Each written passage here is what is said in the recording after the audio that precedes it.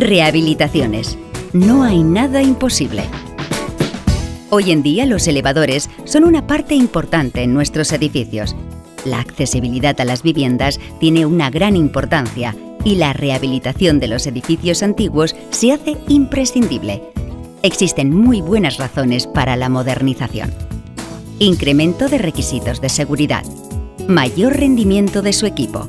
Mayor comodidad. Rehabilitación de edificios. Favorece la accesibilidad a personas con movilidad reducida. Aumenta el valor de su vivienda. Nuestra experiencia nos da más alternativas.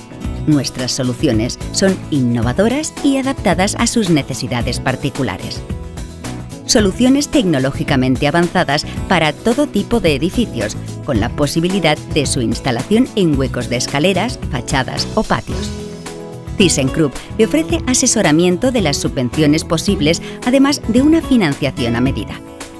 Proyectos llave en mano con un seguimiento personalizado. No solo es importante la estética, la seguridad y el rendimiento, sino que queremos que se preserve en el tiempo. No se conforme con menos.